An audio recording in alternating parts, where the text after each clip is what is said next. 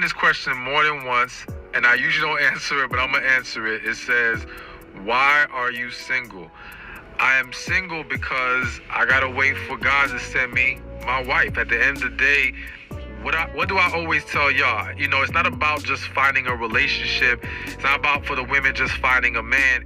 You know, it's about being with the person that God wants you to be with, being with the person that aligns with you, that you guys can walk together in purpose, you know what I'm saying? And you can't do that with everybody. There's going to be great people out there. I truly believe whether you're a man or a woman, there's going to be great people you're going to meet that you get along with, you might even have chemistry with, but that doesn't mean you can do life with them.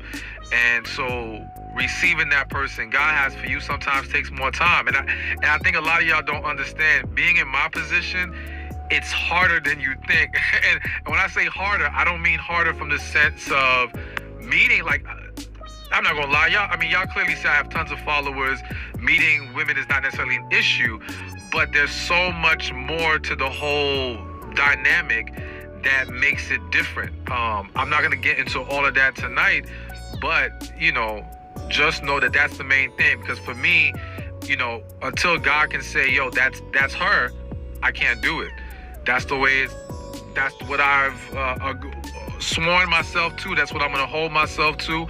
And, you know, yeah, I could just go out and get a relationship tomorrow if I wanted, but that's not what I think I should be doing, or you should be doing, or anyone should be doing. I believe we need to be patient and wait for what God wants us to be in. But there's going to be a lot of temptation that come in between then. So you got to be strong, because it ain't easy. I'm not going to lie, but that's the best thing to do. And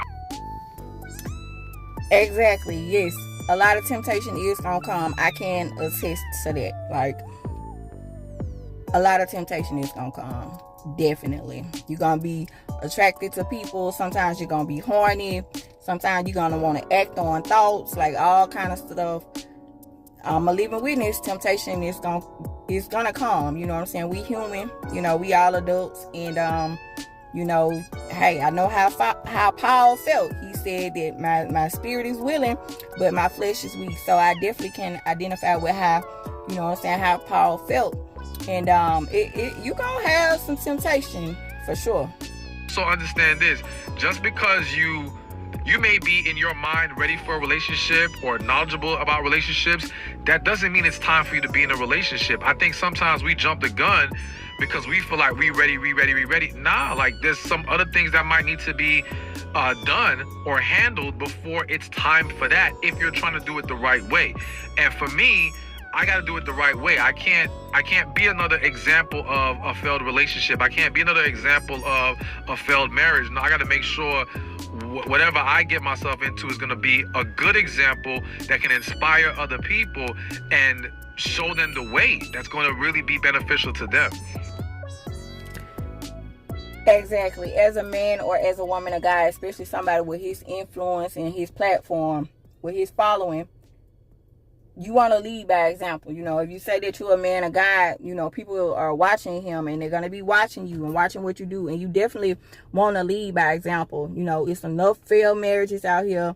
The divorce rate is astronomical, and we don't need another failed marriage, you know, especially from somebody who has a large platform. Like, we don't need another disappointment. So, yeah, I agree with that. When is enough enough? When you guys aren't willing to do what's necessary to make the relationship work. And when I say you guys, either one. So if at least one person in the relationship is unwilling to do the work, the relationship is done. Enough is enough. Like, you can't force somebody to come correct. You can't force somebody to make corrections. You know what I'm saying? So they're not willing to put in the effort and put in the work, then there's nothing we can do at that point. End the relationship. And that might sound harsh, but what is the point of remaining in the relationship if at least one or more individual is saying, I don't want to do what's necessary to fix this? Then it's pointless. So all you're going to do is complain day after day, be miserable, be unhappy, and drag along for what? It's going to inevitably end, so might as well end it now. So that's when enough is enough. Right. And you can't force somebody to change, and you also cannot force somebody to get saved, you know. So hey, I know the Bible say that, you know, the two flesh, they join together and they become one. But at the same time, the Most High give us free will. And so, you know, people got to come to God on their own time, whether it's your spouse or not. You can't force somebody to come to him, you know what I'm saying, just because you did, you know. Hey, God give us free will, you know what I'm saying, but at the end of the day, we all gonna give an account. And that's why it's so important to not be unequally yoked with an unbeliever, because you know, I was talking to a guy in my past I was in a relationship with, and we were just on two different pages as far as spirituality and belief. You know, I was in the Bible and he was on something else, you know. And so it's like there was that wedge, you know what I'm saying, between us, because I'm a God-fearing woman, I'm in the Bible, and what you believe is something quite totally different than what I believe, you know what I'm saying. And so it's like, yeah, it's not gonna work because we unequally yoked. And a lot of people are in marriages that they are unhappy with their partner. They really want out, you know what I'm saying. So it's like, listen, don't get impatient by what you see on social media with people posting their husbands and their wives and posting these vacation pictures and all this stuff, because everything is not always what it seems. There are a lot of people in marriages that are miserable and that want out, and they are cheating and with other people on the low, and secret relationships, and harboring feelings for their exes and all kind of stuff. So yeah, just all right, what's the best advice you could give for finding your purpose? The best thing that comes to my mind is, when it comes to finding your purpose, it's not always about the big picture. So basically, this is my purpose. What I'm doing with the speaking and the writing the books and speaking about relationships is my purpose. But I didn't find it, or I didn't know it off bat. Like, it wasn't like, oh, I'm gonna be this relationship speaker. I never wanted to write. Like, I failed classes in high school because I didn't want to write papers. Like, I hated writing. Speaking, I'm an introvert. I never saw myself speaking. So all these things I'm doing now were never things I knew in the beginning I'd be doing. So to me, the biggest or the best advice is, focus on what you need to be doing next in your life. When you focus on the steps and not the big picture, you're going to find yourself walking on a path that leads you to the big picture.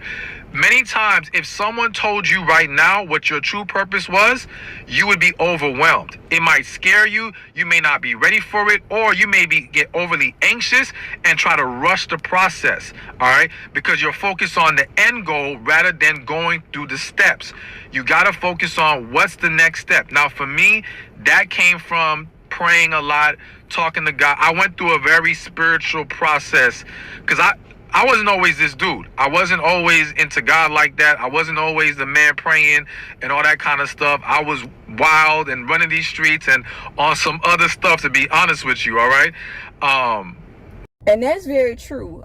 So evangelizing and being a biblical teacher is nothing that I thought that I would ever do. In fact, I've said before in the past that if somebody told me that I would have gotten saved and I would be evangelizing and I would be a biblical teacher and I would have a ministry, like, I would have laughed at them. I would have said they was crazy. You don't know what you're talking about. No, you got me confused with somebody else. No, that's not me. That's not my life. There's no calling on my life. I'm not anointed. God didn't pick me. I didn't know God. I was not in search of God.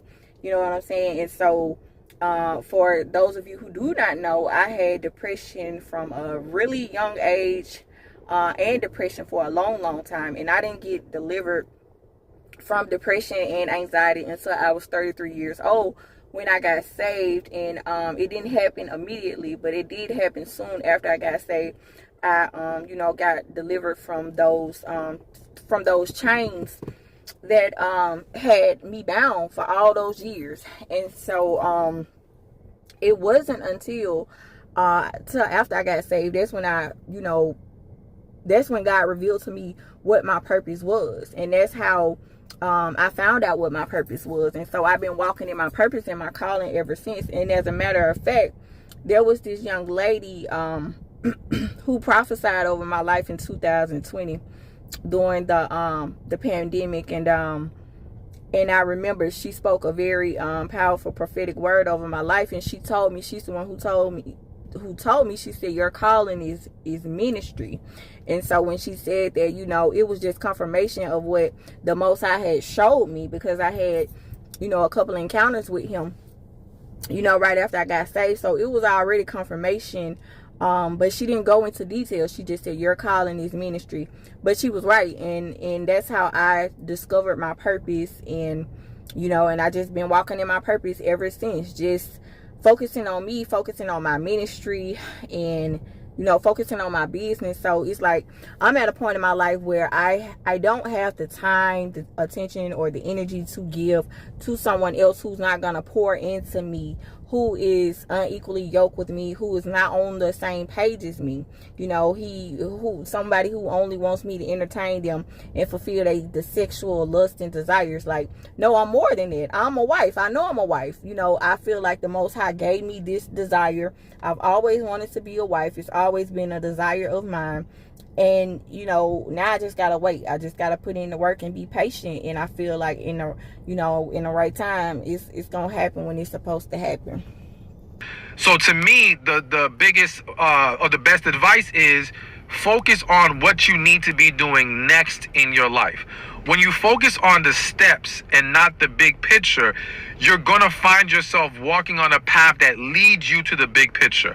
Many times, if someone told you right now what your true purpose was, you would be overwhelmed. It might scare you, you may not be ready for it, or you may get overly anxious and try to rush the process, all right? Because you're focused on the end goal rather than going through the steps. You gotta focus on what's the next step. Now, for me, that came from praying a lot, talking to God. I went through a very spiritual process because I wasn't always this dude. I wasn't always into God like that. I wasn't always the man praying and all that kind of stuff. I was wild and running these streets and on some other stuff, to be honest with you, all right? But I went through a series of events that really, I guess, humbled me, and I started to pray more, and I pulled away from all the wildness I was engaging in. And in that, I was just asking God, all right, what's the next step? What do I need to do next? And even if you feel like you don't hear spiritually in that way, like, ask yourself, start writing down, what do I need to do next in my life? For some of you, it might be getting your health in order. For some of you, it might be even this may sound silly, but even if something that's fixing your credit, because who knows if your purpose is going to be in starting a business where you're going to need your credit. Like, all these little things you accomplish are going to lead to something bigger. All right. So start identifying what are the next steps I can take. But of course, if you can, I would highly suggest spiritually trying to find that answer by praying, maybe even fasting. I did a lot of fasting. I've done all kinds of crazy fasts. And like I said, for some of y'all who don't know, I've even gone like 7 days, no food, just water fast. And these things are amazing to me because they really bring clarity. So to me, fasting is always a great way to connect spiritually, to gain more clarity and gain more answers. So after I first got saved, it was nothing for me to do fast. Like, I've done about 3 36-hour water fasts in the past. At least 3. I know for a fact I've done at least 3. And I would pray on these fasts. I would read the Bible on these fasts. And one of the interesting things is the Most High had been putting it on my heart and on my mind to do a 7-day water fast for a long time. And I just refused to do it. Like, I'm a huge procrastinator. And I kept putting it off. I don't know how long. It may have been a year or more where he's told me to do a 7-day water fast to drink only water. And I refused to do it for a long time. And I finally did it a couple of weeks ago. And it was really rough. Now, 36 hours, I ain't going to say it was nothing. But compared to 7 days of just water, I'll take 36 hours any day with no food and just water. Like, that was a breeze compared to 7 days. Like, I don't even know how many hours is in 7 days, but 7 days only water, like, I don't even want to ever do that again. But it was rough. But when I first watched this video, because I watched it several times, but when I first watched this video, and he said that he had did a 7-day water fast. It was really confirmation for me, because I was like, the Most High had been laying this on my heart for me to do this, and I just refused to do it. So when I heard him say that, I was like, where is that video where he said he did a 7-day water fast? And so I ended up running across this one, and he said, and I was like, okay, I gotta do it, because this is just confirmation that this is something that I need to do, and I finally did it. And so, yeah, but it was rough. I ain't gonna lie, it was real rough. So he's definitely right about taking the steps to get to your purpose, taking the steps to do the inner work, taking the steps to healing. Healing is a journey, and a lot of times people think that, oh, I got healed from this, or I got delivered from this, I'm over that, or I thought I was over that, but then these emotions and these feelings or they resurface. Like, what I've learned on this walk is that healing is a process. Being saved, it's a journey, it's a lifestyle. And it's like, on this walk, I felt like I was doing the work, and I felt like I was submitting to God, and I was making sacrifices, and I was praying, and I was fasting, and I was studying the word, and I was in the word, and I was just just so on fire for God when I first got saved. And I was just like, I'm doing all this, but I'm not seeing the results as far as things changing and shifting in my life, and it got discouraged, and I was going through all these battles and trials and tribulations and everything. And I'm like, I'm clapping for people, and I'm seeing this person getting married, and I'm seeing this person look like they're prospering, and I'm trying to wait patiently and wait my turn. And it's like, I'm putting all this work in and taking the steps, but I just was not seeing the manifestations of the things that I was praying in God for and believing in Him for. But however, you gotta have faith. It's really a faith walk, and it's a lot more that I could say on that. But you just have to walk by faith and not by sight, because a lot of times the Most High will show you the end of a thing. Like, He'll show you where He's taking you, but He won't show you the steps that you have to take to get through that, to get to where He's taking you. Because here's the thing, this is why He'll show you the end first, is because He's like, I'm going to show you where I'm going to take you, okay? I'm going to give you a broad picture of where I'm going to take you and where I want you to be, okay? I'm going to use you. You're going to do mighty things for my kingdom. You're going to do this. You're going to travel. You're going to do this. You're going to do all of this. But I'm not going to show you all of the steps to get there. Because if I show you all the steps and show you all the work that it's going to take for you to get to that final destination, you're not going to do it. You're going to try to take shortcuts. You're going to think there's an easy way out. You're going to think that you can go before me and think that you can do it on your own. You're going to take all the glory and all the credit, and no, because I'm not going to share my glory with you. You know what I'm saying? So it's like, He'll show you the end of a thing, and He'll show you a broad picture of where He's taking you. He'll give you hints, and He'll show you little things here and there, to keep you hanging on to that word that He already spoke into existence. But He's not going to show you the whole picture or show you the whole puzzle in the first beginning. And it's your obedience and your sacrifices, that's what's going to open the doors. That's what's going to lead you in the paths to get to the final destination. And as you yield, as you obey, you'll start seeing, subtle changes in your life. Like, okay, I got over this. I got over this. I got over this. It's going to be battles and trials and tribulations and things that you're going to have to go through, that you're going to have to learn and get over and conquer and grow to get to where He's taking you. And it's not going to feel good. It's going to hurt. You're going to cry. You're going to get disappointed because things not going to happen when you want it to happen or when you think it should happen. You're going to get discouraged. You're going to get some setbacks and some it's a faith walk, y'all. It's a faith walk. I promise you, I don't look like what I've been through. But don't focus so much on where's my husband or where's my business or why isn't this happening. Don't focus so much on that. Focus more so on the inner work. Focus more so on healing. Focus more on doing what you need to do for your house or at work or your business or whatever it is. Like, focus on those things and just take the steps and work on those things. And in time, when the time is right, you're not going to have to try as hard, because you'll be done already did the work. And when the timing is right, everything will align and things will begin to shift. And all those things that you were praying and believing in him for will finally come into fruition, and they'll manifest when the time is right.